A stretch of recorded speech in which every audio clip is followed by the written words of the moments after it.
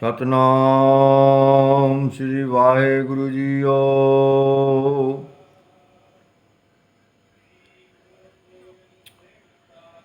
ਸਤਨਾਮ ਸ੍ਰੀ Waheguru JIO. ਮਦ ਭਾਰ ਸ਼ਾਂਤ ਤਵ ਪ੍ਰਸਾਦ, ਗੁਣ ਗਣ ਉਦਾਰ ਮਹਿਮਾ ਅਪਾਰ। ਆਸਨ ਅਭੰਗ ਉਪਮਾ ਅਨੰਗ, ਅਨਭਉ ਪ੍ਰਕਾਸ਼ ਨਿਸ ਦਿਨ ਆਨਾਸ। ਆ ਜਾਨ ਬਾਹੋ ਸ਼ਾਹਨ ਸ਼ਾਹੋ, ਰਾਜਨ ਰਾਜ ਪਾਨਨ ਪਾਨ। ਦੇਵਾਨ ਦੇਵ ਉਪਮਾ ਮਹਾਨ, ਇੰਦਰਾਨ ਇੰਦਰ ਬਾਲਾਨ ਬਾਲ।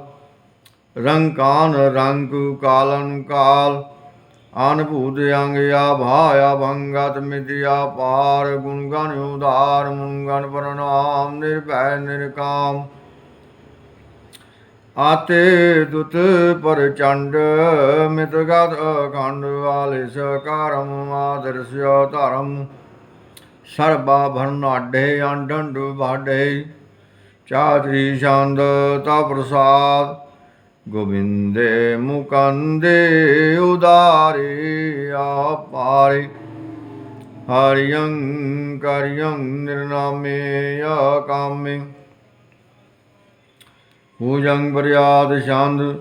ਚਤਰ ਚਕਰ ਕਰਤਾ, ਚਤਰ ਚਕਰ ਹਰਤਾ। ਚਤਰ ਚਕਰ ਦਾਨੇ, ਚਤਰ ਚਕਰ ਜਾਨੇ। ਚਤਰ ਚਕਰ ਵਰਤੀ, ਚਤਰ ਚਕਰ ਭਰਤੀ। ਚਤਰ ਚਕਰ ਪਾਲੇ, ਚਤਰ ਚਕਰ ਕਾਲੇ। ਚਤਰ ਚਕਰ ਪਾਸੈ, ਚਤਰ ਚਕਰ ਵਾਸੀ। ਚਤਰ ਚਕਰ ਮਾਨਿਆ, ਚਤਰ ਚਕਰ ਦਾਨਿਆ। ਚਾਤਰੀ ਛੰਦ। ਨਾ ਸਤਰੈ ਨਾ ਮਿਤਰੈ, ਨਾ ਪਰਮੰ ਨਾ ਪਿਤਰੈ। ਨਾ ਕਰਮੰ ਨਾ ਕਾਈ, ਅਜਨਮੰ ਅਜਾਈ। ਨਾ ਚਿਤਰੈ ਨਾ ਮਿਤਰੈ, ਨਾ ਚਿਤਰੈ ਨਾ ਮਿਤਰੈ। ਪਰਿਹੈ ਪਵਿੱਤਰੈ, ਪ੍ਰਥੀਸੈ ਆਦੀਸੈ। ਅਦ੍ਰਿਸੈ ਅਕ੍ਰਿਸੈ, ਭਗਵਤੀ ਛੰਦ। ਤਵ ਪ੍ਰਸਾਦ ਕਥਤੇ, ਕਿ ਆਸ਼ਿਜ ਦੇਸੈ, ਕਿ ਆ ਭਿਜ ਭੇਸੈ। ਕਿ ਆ ਗੰਜ ਕਰਮੈ, ਕਿ ਆ ਭੰਜ ਭਰਮੈ। ਕਿ ਆ ਭਿਜ ਲੋਕੈ, ਕਿ ਆਦਿਤ ਸੋਕੈ। ਕਿ ਅਵਧੂਤ ਵਰਨੈ, ਕਿ ਵਿਭੂਤ ਕਰਨੈ। ਕਿ ਰਾਜੰ ਪ੍ਰਵਾਹੈ, ਕਿ ਧਰਮੰ ਤੁਜਾਹੈ। ਕਿ ਆਸੋਕ ਵਰਨੈ, ਕਿ ਸਰਬਾ ਆਭਰਨੈ। ਕਿ ਜਗਤੰ ਕ੍ਰਿਤੀ ਹੈ, ਕਿ ਸ਼ਤਰੰ ਛਤਰੀ ਹੈ। ਕਿ ਬ੍ਰਹਮੰ ਸਰੂਪੈ, ਕਿ ਅਨੁਭਉ ਅਨੂਪੈ। ਕਿ ਆਦਿ ਅਦੇਵ ਹੈ, ਕਿ ਆਪ ਅਭੇਵ ਹੈ। ਕਿ ਆਦਿ ਅਦੇਵ ਹੈ, ਕਿ ਆਪ ਅਭੇਵ ਹੈ। ਕਿ ਚਿਤ੍ਰਿੰ ਬਹੀਨੈ, ਕਿ ਏਕੈ ਅਧੀਨੈ। ਕਿ ਰੋਜ਼ੀ ਰਜਾਕੈ, ਰਾਹੀ ਮੈਂ ਰਿਹਾਕੈ। ਕਿ ਪਾਕ ਬਿਆਬ ਹੈ, ਕਿ ਗੈਬੁਲ ਗੈਬ ਹੈ। ਕਿ ਅਭਵਲ ਗੁਨਾਹ ਹੈ, ਕਿ ਸ਼ਾਹਨ ਸ਼ਾਹ ਹੈ। ਕਿ ਕਾਰਨ ਕੁਨਿੰਦ ਹੈ, ਕਿ ਰੋਜ਼ੀ ਦੇਹੰਦ ਹੈ। ਕਿ ਰਾਜਗ ਰਹੀਮ ਹੈ, ਕਿ ਕਰਮੰ ਕਰੀਮ ਹੈ। ਕਿ ਸਰਬੰ ਕਲੀ ਹੈ, ਕਿ ਸਰਬੰ ਦਲੀ ਹੈ। ਕਿ ਸਰਬਤਰ ਮਾਨਿਆ, ਕਿ ਸਰਬਤਰ ਦਾਨਿਆ। ਕਿ ਸਰਬਤਰ ਗਾਉਨ ਹੈ, ਕਿ ਸਰਬਤਰ ਭਾਉਨ ਹੈ। ਕਿ ਸਰਬਤਰ ਦਿਸੈ, ਕਿ ਸਰਬਤਰ ਭੇਸੈ। ਕਿ ਸਰਬਤਰ ਰਾਜੈ, ਕਿ ਸਰਬਤਰ ਸਾਜੈ। ਕਿ ਸਰਬਤਰ ਦੀਨੈ, ਕਿ ਸਰਬਤਰ ਲੀਨੈ। ਕਿ ਸਰਬਤਰ ਜਾਹੋ, ਕਿ ਸਰਬਤਰ ਭਾਹੋ। ਕਿ ਸਰਬਤਰ ਦੇਸੈ, ਕਿ ਸਰਬਤਰ ਭੇਸੈ। ਕਿ ਸਰਬਤਰ ਕਾਲੈ, ਕਿ ਸਰਬਤਰ ਪਾਲੈ। ਕਿ ਸਰਬਤਰ ਹੰਤਾ, ਕਿ ਸਰਬਤਰ ਗੰਤਾ। के सर्वत्र पेखी, के सर्वत्र पेखी, के सर्वत्र काजै, के सर्वत्र राजै, के सर्वत्र सोखै, के सर्वत्र पोखै, के सर्वत्र त्राणै, के सर्वत्र प्राणै, के सर्वत्र देसै, के सर्वत्र भेसै, के सर्वत्र मान्य सदैवं प्रधान्य, के सर्वत्र जापे है, के सर्वत्र थापे है, के सर्वत्र भन है, के सर्वत्र मन है, के सर्वत्र इंद्र है, के सर्वत्र चंद्र है, के सर्वं कलीमय, के परमं वहीमय, के आकल अलामय, के साहिब कलामय, के हुस्न वजू है, तो मामूल रजू है, हमें सुलसलाम सलीका तुम दाम, गनीमुल शिकस्त गरीबुल परस्त, बिलंदुल मकान जमीनुल जमान, तमीजुल तमाम रुजवल निदान, हरीफुल अजीम रजाएग यकीन, अनेकुल तरंग है, अपेद है, अभंग है, अजीजुल निवाज है, गनी मुल्की राज है, निरुकत स्वरूप है, त्रिमुकत वैभूत है,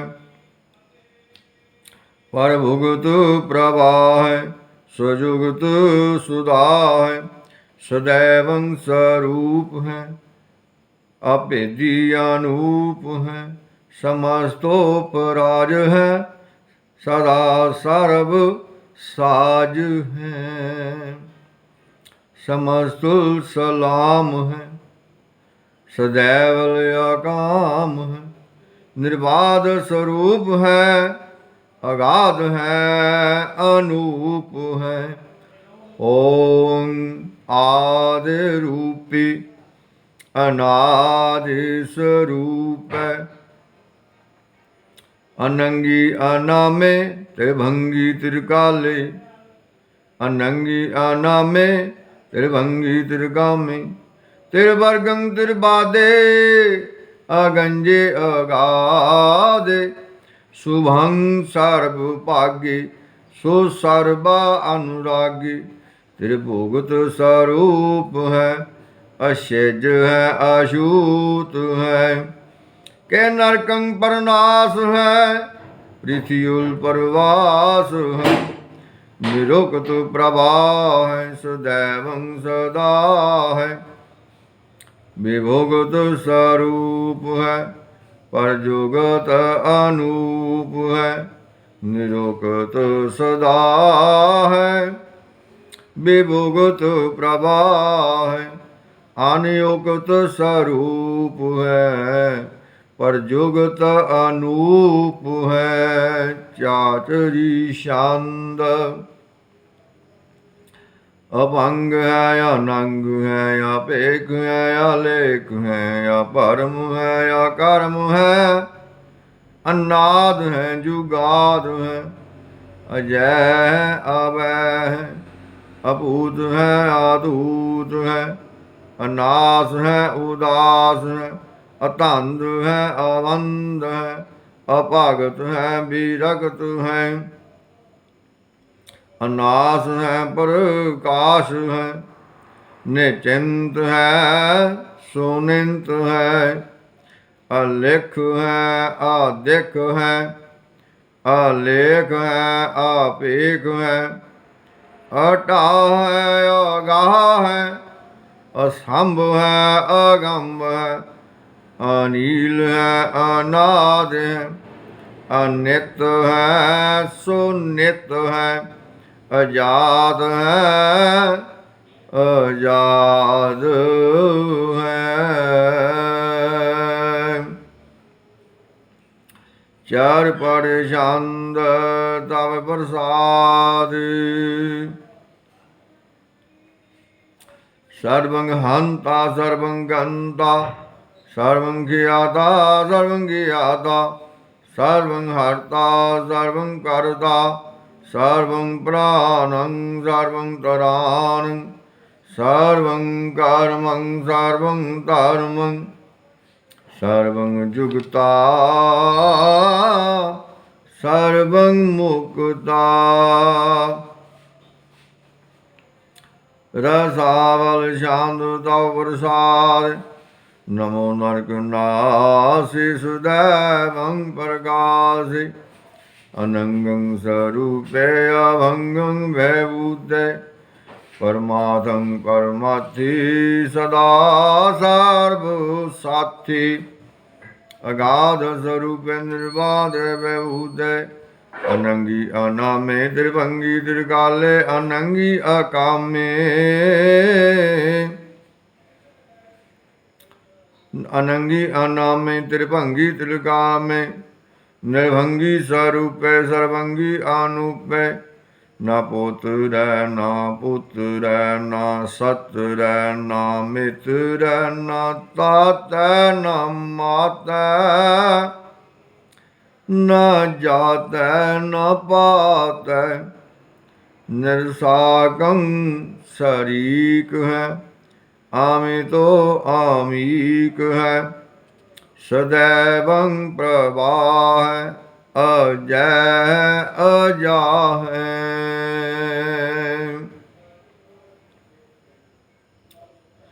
भगवती शांदु तव प्रसाद के जाहर जहूर है के हाजर हजूर है हमेशुल सलाम है समस्तुल कलाम है के साहिब दिमाग है के हुस्नुल चराग है के कामल करीम है के राजक रहीम है के रोजी दे हिंद है के राजक राहिंद है करीमुल कमाल है के हुस्नुल जमाल है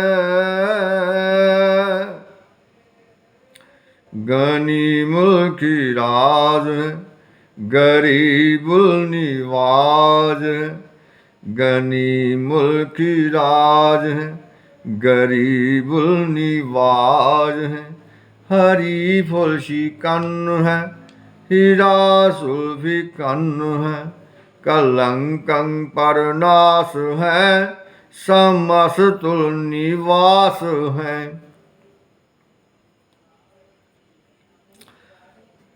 अगंजुल गनीम है रजाएग रहीम है समस्तुल जुबा है कि साहिब की राह है के नरकं परनाश है बहिष्तुल निवास है के सर्वुल गवन है हमेशुल रवन है तमामुल तमीज है समस्तुल अजीज है परम परम ईश है समस्तुल अधीश है अदेशुल अलेख है हमेशुल अपेख है जमीनुल जमा है अमीकुल ईमा है करीमुल कमाल है के जुर्यत जमाल है के अचलं प्रकाश है के आमितो सुवास है के अजब स्वरूप है के अमितो वैभूत है के अमितोपसा है के आतम प्रवाह है के अचलं अनंग है के अमितो अभंग है वाहेगुरु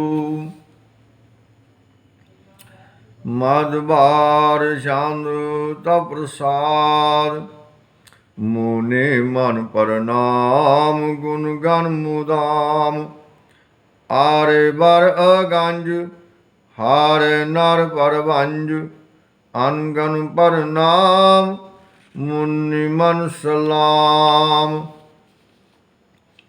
हारे नर अखंड, बर नर अमंड, अनुभव नाश, मुनि मन प्रकाश। गुण गण पर नाम, जल थल मुदाम, अनशेज अंग, आसन अभंग, उपमा अपार, गत मित उदार। जल थल अमंड, दिस विष अभंड, जल थल महंत, दिस विष बेअंत, अनुभव अनास, त्रेत तार तुरास। आजान बाहु, एक सदाहु, ओंकार आदि, कथनी अनाद। खल खंड के आल, गुर पर अकाल, कर कर प्रणाम, चित चरण नाम। कार कार प्रणाम,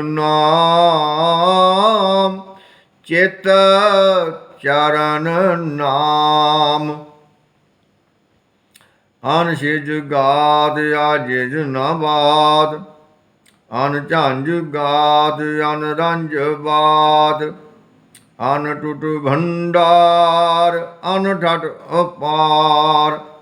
आडीठ तारम, अतटीठ करम, अनुब्रन अनंत, दाता महंत। हर बोल मना, छंद तब प्रसाद।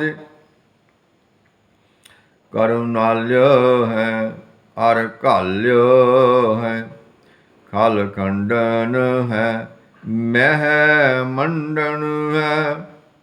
जगतेश्वर है, परमेश्वर है, कल कारण है, सर्व उबारन है। त्रेत के तरन है, जग के करण है। मन मान्यो है, जग जान्यो है। सर्वं पार है, सर्वंकार है, सर्व पास्यो है, सर्वनाश्यो है। कर्ण कर है, विश्वम्बर है, सर्वेश्वर है, जगतेश्वर है। करुणाकर है, विश्वम्बर है, सर्वेश्वर है, जगतेश्वर है। ब्रह्मंडस है, कालखंडस है, पारते पार है, करुणाकर है। अजपा जप है, अधपा धप है, अकृता कृत है, अमृतामृत है, अमृतामृत है, करुणा कृत है। अकृताकृत है, तरणी तरित है, अमृतेश्वर है, परमेश्वर है।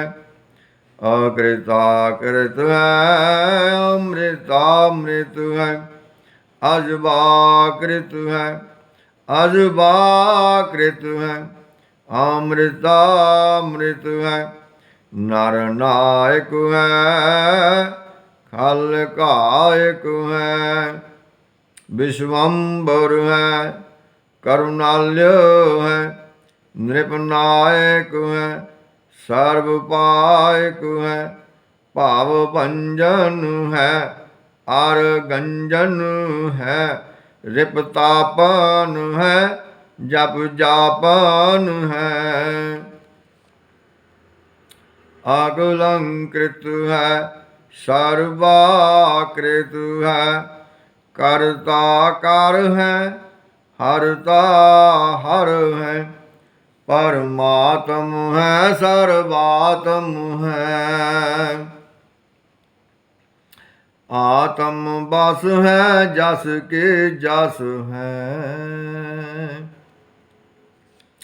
ऊयं प्रयात छंद नमो सूरज सूरजे नमो चंद्र चंद्रे नमो राज राज नमो इंद्र इंद्र नमो अंधकार नमो तेज तेज नमो बृंद बृंदे नमो बीज बीजे नमो राज संताम संशांत रूपे नमो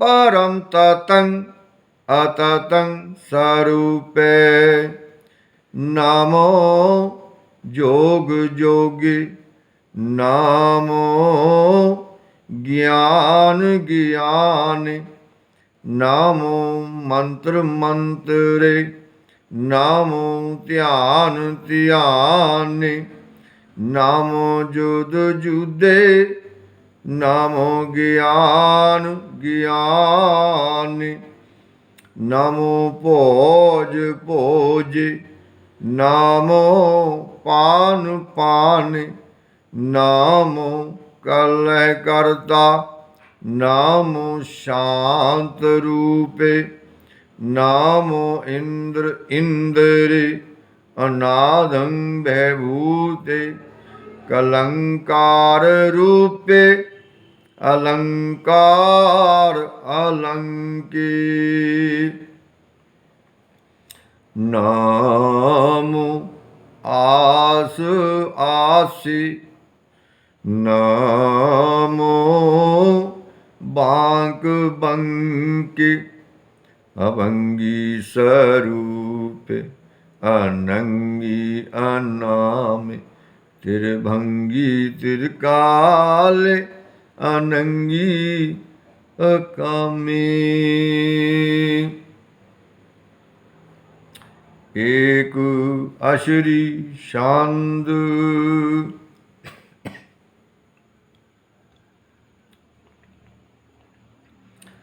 अजय अलय अभय अभय अबू अजू अनास आकाश अगंज अपंज अलख अपख अकाल दियाल अलेख अपेख अनाम अकाम अगाह अटाह अनि अनाथि परमाथि अजोनि अमोनि न रागे न रंगे न रूपे न रेखे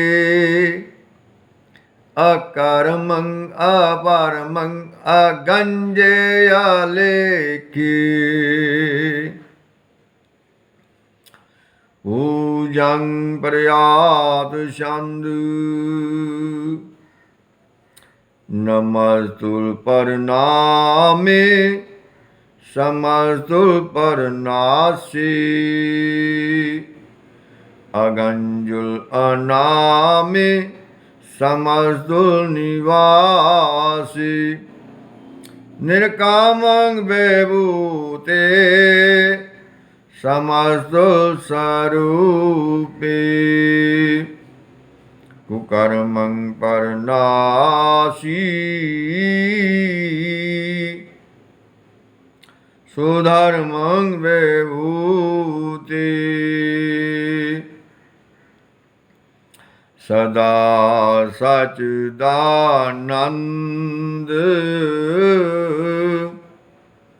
सतरंग पर नासी करी मुल्क निंदा समस्तुल निवासी अजाए भूत गजाए गनी में हरियं करियं करीमुल रहीम में चतर चक्र वारती चतर चक्र भुगते स्वयं भाव सुभंग सर्वदा सर्वजुगति दुकालं परनासी दयालं स्वरूपी सदायंग संगे अभंगं विभूति दुकालं परनासी दयालं स्वरूपे सदा अंग संगे अभंगं विभूति।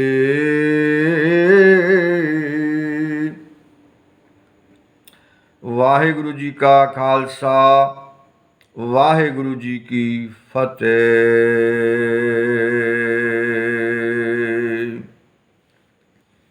गुरु प्यारी साध संगत जीओ, आप जी ਦੇ ਸਨਮੁਖ ਇੱਕ ਬਚਨ ਰੱਖਦੇ ਹਾਂ। ਗੁਰਬਾਣੀ ਦੇ ਵਿੱਚ ਆਸਾ ਜੀ ਦੇ ਵਾਰ ਵਿੱਚ ਇਹ ਪੰਕਤੀ ਆਉਂਦੀ ਹੈ, ਸਤਿਗੁਰ ਵੱਡਾ ਕਰ ਸਲਾਹੀਐ ਜਿਸ ਵਿੱਚ ਵੱਡੀਆਂ ਵਡਿਆਈਆਂ। ਕੋਈ ਵੀ ਅਰਥ ਭਾਵ ਕਰਨ ਤੋਂ ਪਹਿਲਾਂ ਇਹ ਸੋਚ ਵਿਚਾਰ ਕਰ ਲੈਣੀ ਚਾਹੀਦੀ ਹੈ ਕਿ ਜੋ ਵੀ ਅਸੀਂ ਅਰਥ ਜੋ ਵੀ ਵਿਚਾਰ ਕਰਨ ਲੱਗੇ ਹਾਂ ਕਿਤੇ ਇਹਦੇ ਨਾਲ ਗੁਰੂ ਬਾਬਾ ਜੀ ਗੁਰੂ ਗ੍ਰੰਥ ਸਾਹਿਬ ਜੀ ਬਾਣੀ ਅਸੀਂ ਛੋਟਾ ਤੇ ਨਹੀਂ ਕਰ ਰਹੇ, ਜਦ ਕਿ ਹੁਕਮ ਹੈ ਸਤਿਗੁਰੂ ਵੱਡਾ ਕਰ ਸਲਾਹੀ ਸ਼ਾਹ ਮੇਲੇ ਤਾਂ ਨਦਰੀ ਆਈਆਂ। ਕਿਰਪਾ ਕਰੋ ਅਰਥ ਭਾਵ ਕਰਨ ਲੱਗਿਆਂ ਵਿਚਾਰ ਜ਼ਰੂਰ ਕਰ ਲਿਆ ਕਰੋ। ਕੁਝ ਸਿਆਣੇ ਕੋਈ ਗੁਰਮੁਖ 'ਚ ਬੈਠ ਕੇ ਪਹਿਲਾਂ ਵਿਚਾਰ ਕਰਕੇ ਫਿਰ ਤੁਸੀਂ ਲਾਈਵ ਹੋਇਆ ਕਰੋ। ਇੱਕ ਪੰਕਤੀ ਹੋਰ ਆਉਂਦੀ ਹੈ ਪਿਆਰਿਓ, ਬਾਣੀਆਂ ਸਿਰ ਬਾਣੀ। ਇਹ ਗੁਰੂ ਗ੍ਰੰਥ ਸਾਹਿਬ ਜੀ ਦੀ ਜੋ ਬਾਣੀ ਹੈ, ਗੁਰੂ ਸਾਹਿਬਾਂ ਦੀ ਭਗਤਾਂ ਦੀ ਗੁਰਸਿੱਖਾਂ ਦੀ, ਗੁਰੂ ਪਿਆਰਿਓ ਇਹ ਸ਼੍ਰੋਮਣੀ ਬਾਣੀ ਹੈ। ਸਾਰੀ ਬਾਣੀਆਂ ਤੋਂ ਜਿੰਨੀਆਂ ਵੀ ਬਾਣੀਆਂ ਧਰਤੀ 'ਤੇ ਆਈਆਂ ਹਨ ਬਣੀਆਂ ਹਨ ਸਤਿਗੁਰੂ ਅਕਾਲ ਪੁਰਖ ਨੇ ਭੇਜੀਆਂ ਹਨ, ਉਹਨਾਂ ਵਿੱਚੋਂ ਇਸ ਬਾਣੀ ਨੂੰ ਮਹਾਤਮ ਦਿੱਤਾ ਗਿਆ ਹੈ, ਬਾਣੀਆਂ ਸਿਰ ਬਾਣੀ। ਇੱਕ ਗੁਰਮੁਖ ਪਿਆਰਿਓ ਹੋਰ ਹੈ, ਆਪਾਂ ਸਾਰੇ ਜ਼ਰੂਰ ਗਾਉਂਦੇ ਹਾਂ, ਬਾਣੀ ਗੁਰੂ ਗੁਰੂ ਹੈ ਬਾਣੀ ਵਿੱਚ ਬਾਣੀ ਅੰਮ੍ਰਿਤ ਸਾਰੇ। ਗੁਰੂ ਪਿਆਰਿਓ ਇੱਕ ਅਨੁਭਵ ਹੋਇਆ ਹੈ, ਜੇ ਇਸ ਨੂੰ ਵਿਚਾਰ ਵਿੱਚ ਲੈ ਆਇਓ, ਵਿਚਾਰ ਕਰਿਓ, ਠੀਕ ਹੈ ਕਿ ਗਲਤ ਹੈ, ਤੁਸੀਂ ਆਪ ਇਹਦਾ ਵਿਚਾਰ ਕਰਿਓ। ਜੇ ਆਪਾਂ ਇਸ ਬਾਣੀ ਨੂੰ ਇੰਝ ਗਾ ਲਈਏ ਤੇ ਸਤਿਗੁਰੂ ਹੋਰ ਵੱਡੇ ਸਲਾਹੇ ਜਾਂਦੇ ਹਨ। ਬਾਣੀ ਗੁਰੂ ਗੁਰੂ ਹੈ, ਭਾਵ ਇਹਦਾ ਇਹ ਬਣਦਾ ਵੀ ਬਾਣੀ ਜੋ ਬਾਣੀ ਹੈ ਇਹ ਗੁਰੂਆਂ ਦਾ ਵੀ ਗੁਰੂ ਹੈ। ਅਤੇ ਇਸ ਹੈ ਨੂੰ ਦੇਲੀ ਦੀਪਕ ਰੂਪ ਵਿੱਚ ਸਮਝ ਕੇ ਆਪਾਂ ਦੋਨੇ ਪਾਸੇ ਲਗਾ ਕੇ ਬਾਣੀ ਗੁਰੂ ਗੁਰੂ ਹੈ, ਜਾਂ ਹੈ ਨੂੰ ਵਿੱਚੋਂ ਕੱਢ ਵੀ ਦਈਏ ਅਤੇ ਹੈ ਨੂੰ ਅਖੀਰਲੀ ਪੰਕਤੀ ਨਾਲ ਲਾ ਦਈਏ ਤਾਂ ਵੀ ਇਹਦੇ ਅਰਥ ਹੀ ਨਿਕਲਦੇ ਹਨ। ਹੈ ਬਾਣੀ ਵਿੱਚ ਅੰਮ੍ਰਿਤ ਸਾਰੇ, ਬਾਣੀ ਗੁਰੂ ਗੁਰੂ ਹੈ, ਗੁਰੂਆਂ ਦਾ ਵੀ ਗੁਰੂ ਹੈ। ਜਦੋਂ ਬਾਬੇ ਨਾਨਕ ਜੀ ਨੂੰ ਸਿੱਧਾਂ ਨੇ ਪੁੱਛਿਆ ਸੀ ਤੁਹਾਡਾ ਗੁਰੂ ਕੌਣ ਹੈ, ਅਤੇ ਗੁਰੂ ਸਾਹਿਬ ਜੀ ਨੇ ਇਹੀ ਉੱਤਰ ਦਿੱਤਾ ਹੈ ਵੀ ਮੇਰਾ ਸ਼ਬਦ ਗੁਰੂ ਹੈ, ਇਹ ਬਾਣੀ ਸ਼ਬਦ ਗੁਰੂ ਹੈ। ਇਸ ਕਰਕੇ ਜੇ ਸਾਡੇ 10 ਗੁਰੂਆਂ ਦਾ ਵੀ ਗੁਰੂ ਹੈ ਤੇ ਆਪਾਂ ਇਹ ਵਿਚਾਰ ਕਰਨੀ ਚਾਹੀਦੀ ਤੇ ਇਸ ਕਰਕੇ ਬਾਣੀ ਗੁਰੂ ਹੈ ਬਾਣੀ ਵਿੱਚ ਅੰਮ੍ਰਿਤ ਸਾਰੇ। ਇੰਝ ਜੇ ਆਪਾਂ ਲਵਾਂਗੇ ਤੇ ਮੈਨੂੰ ਲੱਗਦਾ ਕਿ ਸਤਿਗੁਰੂ ਨੂੰ ਆਪਾਂ ਹੋਰ ਵੱਡਾ ਕਰ ਸਲਾ ਰਹੇ ਹਾਂ, ਜਿਸ ਵਿੱਚ ਵੱਡੀਆਂ ਵਡਿਆਈਆਂ। ਇੱਕ ਗੁਰਮੁਖ ਪਿਆਰਿਓ ਹੋਰ, ਜਿਹੜੇ ਵੀਰ ਜੀ ਨੇ ਇਹ ਪੰਕਤੀ ਇੰਝ ਕਰਕੇ ਉਚਾਰੀ ਹੈ ਗੁਰੂ ਨਾਨਕ ਸਾਹਿਬ ਦੀ ਜਪਜੀ ਸਾਹਿਬ ਦੇ ਵਿੱਚ, ਤੇ ਉਸ ਨੇ ਵੇਦਾਂ ਨੂੰ ਵੱਡਾ ਕਰ ਦਿੱਤਾ ਹੈ ਤੇ ਬਾਬੇ ਨਾਨਕ ਨੂੰ ਛੋਟਾ ਕਰਕੇ ਦਿਖਾਇਆ ਹੈ। ਮੈਨੂੰ ਕਿੰਨੀਆਂ ਰਾਤਾਂ ਨੀਂਦ ਨਹੀਂ ਪਈ, ਵਿਚਾਰ ਕਰਦਾ ਰਿਹਾ ਵੀ ਇਹ ਕਿਵੇਂ ਹੈ। ਉਸ ਨੇ ਇੰਝ ਕਰਕੇ ਗਾਇਆ ਸੀ। ਭਾਈ ਪਿਆਰਿਓ, ਤੁਸੀਂ ਆਪ ਵਿਚਾਰ ਕਰ ਲਿਓ। ਪਾਤਾਲਾਂ ਪਾਤਾਲ ਲਖ ਆਗਾਸਾਂ ਆਗਾਸ, ਓੜਕ ਓੜਕ ਭਾਲ ਥੱਕੇ, ਵੇਦ ਕਹਿਣ ਇੱਕ ਬਾਤ। ਗੁਰਮੁਖ ਪਿਆਰਿਓ, ਉਸਨੇ ਕਿਹਾ ਵੀ ਇਹ ਤਾਂ ਗੱਲ ਵੇਦਾਂ ਨੇ ਕਹੀ ਹੈ, ਬਾਬੇ ਨਾਨਕ ਨੇ ਤੇ ਸਿਰਫ ਬੋਲੀ ਹੈ। ਹੁਣ ਤੁਸੀਂ ਜਾਣ ਲਓ ਵੀ ਇਹ ਜਿਹੜੀ ਪੰਕਤੀ ਜਪਜੀ ਸਾਹਿਬ ਦੇ ਵਿੱਚ ਪਾਤਾਲਾਂ ਪਾਤਾਲ ਲਖ ਆਗਾਸਾਂ ਆਗਾਸ, ਇਹ ਬਗਦਾਦ ਵਿੱਚ ਜਾ ਕੇ ਸਤਿਗੁਰੂ ਪਾਤਸ਼ਾਹ ਨੇ ਉਸ ਪੀਰ ਦੇ ਨਾਲ ਵਿਚਾਰ ਚਰਚਾ ਕਰਨ ਤੋਂ ਪਹਿਲਾਂ ਬਾਹਰ ਜੇ ਬੈਠ ਕੇ ਤੇ ਇਹ ਉਚਾਰੀ ਸੀ। ਇਹ ਸਾਖੀ ਉਸ ਵੀਰ ਨੂੰ ਵੀ ਸੁਣ ਲੈਣੀ ਚਾਹੀਦੀ ਜਾਂ ਗੂਗਲ 'ਤੇ ਜਾ ਕੇ ਪੜ੍ਹ ਲੈਣੀ ਚਾਹੀਦੀ ਹੈ। ਉਦੋਂ ਉਹ ਉੱਥੋਂ ਦੇ ਲੋਕ ਜਿਹੜੇ 7 ਪਤਾਲ ਤੇ 7 ਆਕਾਸ਼ ਮੰਨ ਕੇ ਤੁਰਦੇ ਸੀ, ਤੇ ਉਹਨਾਂ ਨੇ ਜਾ ਕੇ ਜਦੋਂ ਆਪਣੇ ਵੱਡੇ ਸਿਆਣੇ ਨੂੰ ਦੱਸਿਆ ਵੀ ਇਸ ਤਰ੍ਹਾਂ ਕੋਈ ਇਨਸਾਨ ਫਕੀਰ ਵਗੈਰਾ ਆਏ ਨੇ, ਤੇ ਉਹ ਇਹ ਪਤਾਲਾਂ ਪਤਾਲ ਤੇ ਲਖ ਆਗਾਸਾਂ ਆਗਾਸ ਕਹਿ ਰਹੇ ਨੇ।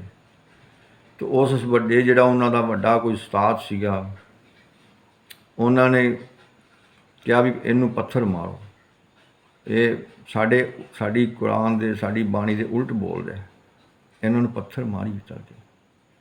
ਤੇ ਉਹ ਪੱਥਰ ਚੁੱਕ ਕੇ ਲੈ ਕੇ ਹੋਣਗੇ 100 200 ਜਿੰਨੇ ਵੀ 400 ਹੋਣਗੇ ਉਸ ਵਕਤ ਇਕੱਠੇ ਕਰਕੇ ਲਿਆਏ ਸੀ। ਤੋ ਗੁਰੂ ਪਿਆਰਿਓ, ਉਦੋਂ ਉਹਨਾਂ ਤੋਂ ਪੱਥਰ ਬਾਂਹ ਤਾਂ ਚੁੱਕੀਆਂ ਮਾਰਨ ਲਈ, ਤੇ ਮਰਦਾਨਾ ਸਾਹਿਬ ਜੀ ਗੁਰੂ ਨਾਨਕ ਸਾਹਿਬ ਜੀ ਨੂੰ ਕਹਿੰਦੇ ਨੇ, ਬਾਬਾ ਨਾਨਕ ਜੀ ਅੱਜ ਤੇ ਵੱਜਦੇ ਨਹੀਂ, ਇਹ ਤਾਂ ਪੱਥਰ ਮਾਰਨ ਆ ਗਏ। ਬਾਬੇ ਮਰਦਾਨੇ ਜੀ ਨੂੰ ਬਾਬੇ ਨਾਨਕ ਨੇ ਕਿਹਾ ਤੂੰ ਬੋਲ ਸਤ ਕਰਤਾਰ। ਤੇ ਜਦੋਂ ਸਤ ਕਰਤਾਰ ਬੋਲਿਆ ਬਾਬੇ ਨਾਨਕ ਨੇ ਮੁਖਾਰ ਬਿੰਦ ਵਿੱਚੋਂ, ਤੇ ਉਹਨਾਂ ਦੀਆਂ ਬਾਹਾਂ ਖੜੀਆਂ ਦੀਆਂ ਖੜੀਆਂ ਰਹਿ ਗਈਆਂ ਸੀ।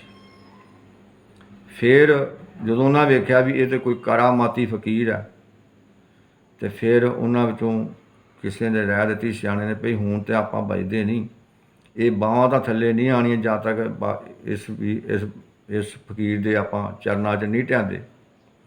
ਤੇ ਉਹਨਾਂ ਵਿੱਚੋਂ ਇੱਕ ਸਿਆਣਾ ਚਰਨਾਂ ਦੇ ਵਿੱਚ ਢੱਠਿਆ, ਮਾਫੀ ਮੰਗੀ, ਤੇ ਉਹਨਾਂ ਦੀ ਬਾਹਾਂ ਥੱਲੇ ਆ ਗਈਆਂ। ਫਿਰ ਜਦੋਂ ਪੀਰ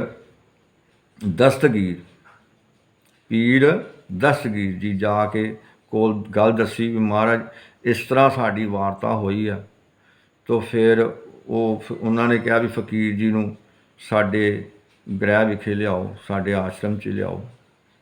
ਅਤੇ ਗੁਰੂ ਪਿਆਰਿਓ, ਉੱਥੇ ਜਦੋਂ ਉਸ ਫਕੀਰ ਨੇ ਦਸਤਗੀਰ ਜੀ ਨੇ ਸਵਾਲ ਰੱਖੇ ਬਾਬਾ ਜੀ ਅੱਗੇ 3, ਵੀ ਜੇ ਬਾਬਾ ਜੀ ਇਹ 3 ਸਵਾਲਾਂ ਦੇ ਜਵਾਬ ਤੁਸੀਂ ਦੇ ਦਿੰਦੇ ਹੋ ਤੇ ਮੈਂ ਤਾਂ ਤੁਹਾਡਾ ਮੁਰੀਦ ਬਣ ਜਾਵਾਂਗਾ, ਤੇ ਸਾਰੇ ਮੁਰੀਦ ਬਾਕੀ ਤੁਹਾਡੇ ਹੀ ਨੇ, ਜੇ ਮੈਂ ਬਣ ਗਿਆ ਤਾਂ ਬਾਕੀ ਸਭ ਤੁਹਾਡੇ ਹੀ ਨੇ।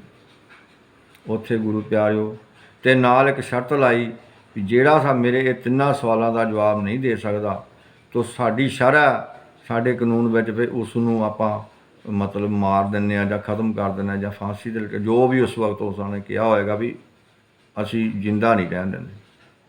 ਬਾਬੇ ਨਾਨਕ ਜੀ ਨੇ ਕਿਹਾ ਕੋਈ ਗੱਲ ਨਹੀਂ, ਤੂੰ ਸਵਾਲ ਕਰ। ਉੱਥੇ ਸਵਾਲਾਂ ਦੇ ਜਵਾਬ ਦਿੱਤੇ। ਸਾਰੀ ਸਾਖੀ ਮੈਂ ਨਹੀਂ ਸੁਣਾ ਸਕਦਾ, ਟਾਈਮ ਬਹੁਤ ਲੱਗ ਜਾਂਦਾ। ਤਾਂ ਉਹ ਫਿਰ ਜਿਹੜੀ ਲੱਖ ਪਤਾਲ ਲੱਖ ਆਗਾਸਾਂ ਦੀ ਆਗਾਸ ਜਿਹੜੀ ਗੱਲ ਆ, ਇਹਦੇ ਵਿੱਚ ਜੇ ਆਪਾਂ ਇਸ ਪੰਕਤੀ ਨੂੰ ਇਸ ਢੰਗ ਨਾਲ ਗਾਉਣੀ ਕਰੀਏ, ਪਹਿਲੇ ਥੋੜ੍ਹਾ ਜਿਹਾ ਉਸ ਦੀ ਗੱਲ ਕਰੀਏ ਵੀ ਵੇਦ ਵੱਡੇ ਆ ਕਿ ਬਾਬਾ ਨਾਨਕ ਵੱਡਾ।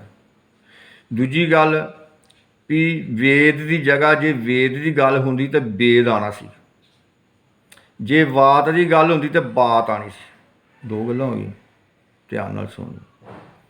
ਜੇ ਵੇਦ ਮੰਨ ਕੇ ਚੱਲੀਏ ਤੇ ਇੱਥੇ ਵੇਦ ਮੈਨੇ ਗਿਆਨ ਵੀ ਹੁੰਦਾ, ਤੇ ਇੱਕ ਵੇਦ ਦਾ ਮਤਲਬ ਇਹ ਵੀ ਅਸੀਂ ਲੈ ਸਕਦੇ ਹਾਂ ਵੀ ਜਿਹੜੇ ਵੇਦ ਉਚਾਰੇ ਕਿਹਨੇ ਸੀ? ਇਹ ਬ੍ਰਹਮਾ ਜੀ ਨੇ ਉਚਾਰੇ ਸੀ। ਠੀਕ ਹੈ, ਤੇ ਜੇ ਬ੍ਰਹਮਾ ਨੇ ਉਚਾਰੇ ਸੀ ਵੇਦ, ਤੇ ਵੇਦਾਂ ਦੇ ਵਿੱਚ ਤੇ ਗੱਲ ਲੱਭਦੀ ਨਹੀਂ ਕੋਈ ਪਤਾਲਾਂ ਵਾਲੀ, ਲੱਖ ਗਾਸਾਂ ਵਾਲੀ। ਜੇ ਉਹਨੇ ਇਸ ਤਰ੍ਹਾਂ ਹੁੰਦਾ ਤੇ ਉਹਨੇ ਵੀ ਲਿਖ ਦੇਣੀ ਸੀ ਵੇਦਾਂ 'ਚ। ਤੇ ਉਹ ਇੱਕ ਕਹਾਣੀ ਇਹ ਵੀ ਹੈਗੀ ਆ ਵੀ ਬ੍ਰਹਮਾ ਜਦੋਂ ਪੈਦਾ ਹੋਇਆ ਸੀ ਨਾ ਕਮਲ ਦੀ ਨਾਭੀ ਵਿੱਚੋਂ, ਤੇ ਉਹਨੂੰ ਇੱਕ ਸ਼ੱਕ ਜਿਹਾ ਹੋ ਗਿਆ ਵੀ ਮੈਂ ਕਿੱਥੋਂ ਆਇਆ ਤੇ ਕਿਵੇਂ ਆ, ਤੇ ਮੈਂ ਆਪਣੇ ਮਾਪਿਆਂ ਨੂੰ ਦੇਖਣ ਜਾਵਾਂ ਤੇ ਕਿਹਨੇ ਮੈਨੂੰ ਪੈਦਾ ਕੀਤਾ। ਤੇ ਉਹ ਕਮਲ ਦੀ ਨਾਭੀ ਵਿੱਚ ਇਹ ਧੁੰਨ ਸੋਟੀ ਲਗਾ ਕੇ ਨਾ ਥੱਲੇ ਚਲਾ ਗਿਆ। ਉਹ ਕਈ ਯੁੱਗ ਥੱਲੇ ਹੀ ਜਾਂਦਾ ਰਿਹਾ। ਅਖੀਰ ਹਾਰ ਥੱਕ ਕੇ ਤੇ ਉਹ ਜਦੋਂ ਮੁੜ ਕੇ ਵਾਪਸ ਉੱਪਰ ਆਇਆ ਤੇ ਫਿਰ ਉਹਨੇ ਇਹੀ ਗੱਲ ਕਹੀ ਹੋਏਗੀ ਵੀ ਮੈਂ ਤਾਂ ਭਾਲ ਕੇ ਥੱਕ ਗਿਆ ਭਾਈ। ਠੀਕ ਹੈ ਜੀ, ਗੱਲ ਬ੍ਰਹਮੇ ਦੀ ਵੀ ਮੈਂ ਥੱਕ ਗਿਆ। ਤੇ ਉੱਥੇ ਫਿਰ ਬਾਬੇ ਨਾਨਕ ਜੀ ਇੰਝ ਇਸ ਗੱਲ ਨੂੰ ਲਿਆ ਤੇ ਇੰਝ ਇਹਨੂੰ ਫੜਨਾ ਚਾਹੀਦਾ, ਇੰਝ ਫੁੱਲ ਸਟਾਪ ਜਾਂ ਕੋਮਾ ਲਾਉਣਾ ਚਾਹੀਦਾ ਪੰਕਤੀ ਦੇ ਉੱਤੇ।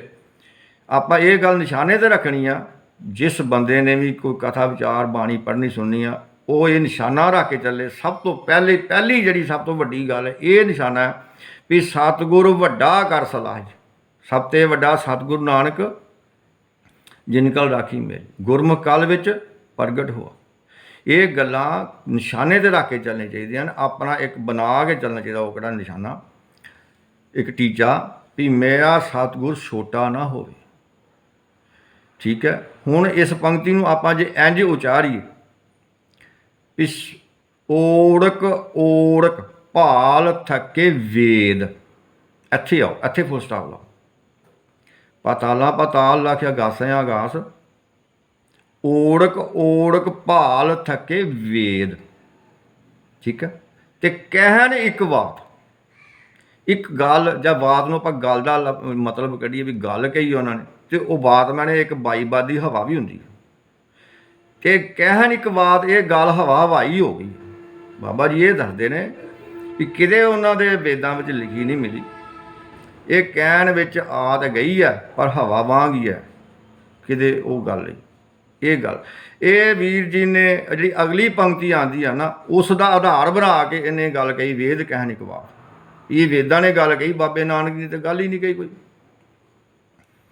ਤੇ ਉਸ ਗੱਲ ਨੂੰ ਜੇ ਆਪਾਂ ਲਈਏ ਅਗਲੀ ਵੀ ਸਹਿਸ 18 ਕਹਿਣ ਕਤੇਬਾਂ, ਇਹ ਜਿਹੜਾ ਕਹਿਣ ਸ਼ਬਦ ਆ ਨਾ, ਕਹਿਣ ਕਤੇਬਾਂ ਵੇਦ ਸਹਿਸ 18, ਇਸ ਗੱਲ ਦਾ ਇਸ ਵੀਰ ਜੀ ਨੇ ਆਧਾਰ ਬਣਾਇਆ ਵੀ ਉਹ ਵੀ ਵੇਦ ਕਹਿਣ ਇੱਕ ਬਾਤ। ਧਿਆਨ ਰੱਖਿਓ ਗੱਲ ਦਾ।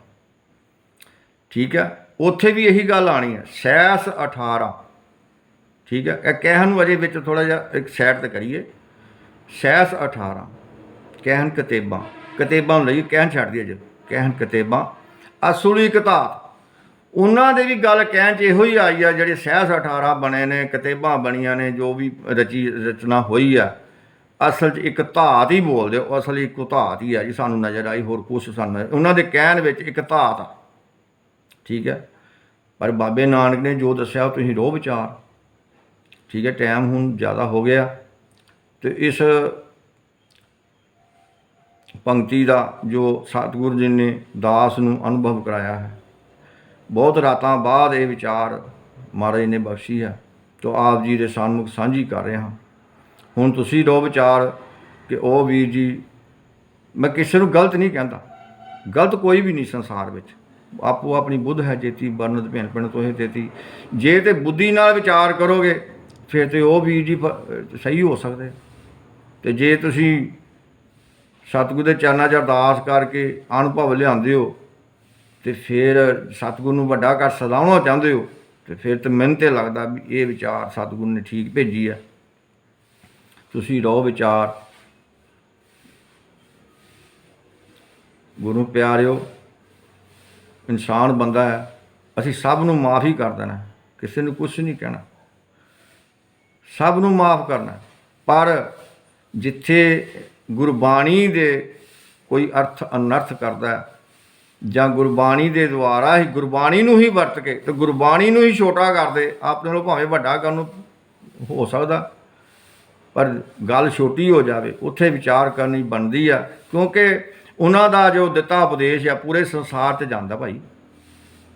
तो संसार के लोग फिर की समझणगे, ये तुसां ख्याल रखना। तो ये प्राणियों, गुरु की प्यारी संगतो, आप रहो विचार। इतना कहता हुआ भुल चूक गलती की मुआफ़ी मंगता हाँ। वाहिगुरू जी का खालसा, वाहिगुरू जी की फतेह।